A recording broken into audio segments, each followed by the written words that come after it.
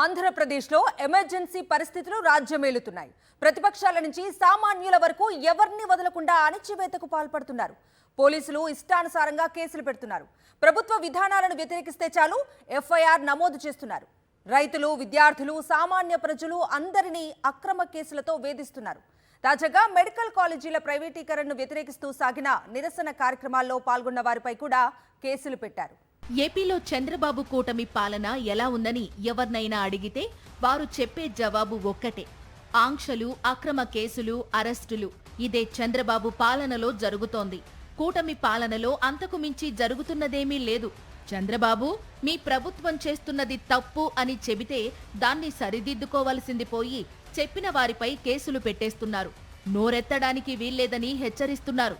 తాజాగా ప్రభుత్వ మెడికల్ కాలేజీలను ప్రైవేటీకరణ చేయడంపై వైఎస్సార్ కాంగ్రెస్ పార్టీ చలో మెడికల్ కాలేజీ కార్యక్రమాన్ని నిర్వహించింది. వైద్య కళాశాలల ప్రైవేటీకరణకు వ్యతిరేకంగా నిరసన కార్యక్రమం అత్యంత విజయవంతంగా జరిగింది. పార్టీ నాయకులు, కార్యకర్తలతో పాటు సాధారణ ప్రజలు కూడా ఈ కార్యక్రమంలో పెద్ద ఎత్తున పాల్గొనటాన్ని చంద్రబాబు జీర్ణించుకోలేకపోయారు. సీఎం ఆదేశాలతో పోలీసులు ఎక్కడికక్కడ చలో మెడికల్ కాలేజీల కార్యక్రమాన్ని అడ్డుకునే ప్రయత్నం చేయడంతో పాటు సైలెంట్ గా అక్రమ కేసులు కూడా నమోదు చేశారు. అత్యధికంగా మచిలీపట్నంలో 400 మందిపై అక్రమ కేసులు పెట్టారు. పల్నాడు జిల్లా పిడుగురాళ్ల మెడికల్ కాలేజీ దగ్గర నిరసన తెలిపారన్న కారణంతో 48 మందిపై అక్రమంగా కేసులు పెట్టారు. వైఎస్సార్సీపీ నేతలు పలువురిని అక్రమంగా అరెస్టు చేసినా జనం మాత్రం వెనక్కి తగ్గలేదు. పిడుగురాళ్ల మెడికల్ కాలేజీ దగ్గరకు పెద్ద ఎత్తున చేరుకుని తమ నిరసన తెలిపారు. దీంతో తట్టుకోలేకపోయిన ప్రభుత్వం 48 మందిపై కేసులు పెట్టింది.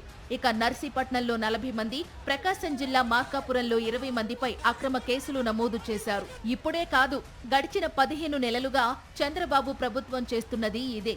ప్రభుత్వ వైఖరిని ప్రశ్నిస్తూ నిరసనకు దిగే ఏ వర్గాన్ని వదలకుండా అక్రమ కేసులు పెట్టి వేధిస్తూనే ఉన్నారు. చివరికి రైతులను కూడా వదలకుండా కేసులు పెట్టి చంద్రబాబు తన నైజాన్ని చాటుకున్నారు. తమ పంటలకు గిట్టుబాటు ధరలు కల్పించాలంటూ ధర్నా చేశారని రైతులపై రాష్ట్ర వ్యాప్తంగా కేసులు నమోదు చేశారు. వైఎస్ జగన్ ఆ రైతులను పరామర్శించడానికి వెళితే మళ్లీ మరికొందరిపై అక్రమ కేసులు పెట్టారు. ఇలా వైఎస్సార్ కాంగ్రెస్ పార్టీ చేపట్టే ప్రతి కార్యక్రమాన్ని టార్గెట్ చేసి అక్రమ కేసులు పెడుతున్నారు. ప్రభుత్వ వైఖరిని వ్యతిరేకిస్తే చాలు కేసులు పెట్టి అరెస్టు చేయడమనే లక్ష్యంతో ప్రభుత్వం పనిచేస్తోంది. రాష్ట్రంలో అన్ని వర్గాల వారిని వేధిస్తున్న కూటమి ప్రభుత్వ తీరును ప్రజలు జీర్ణించుకోలేకపోతున్నారు.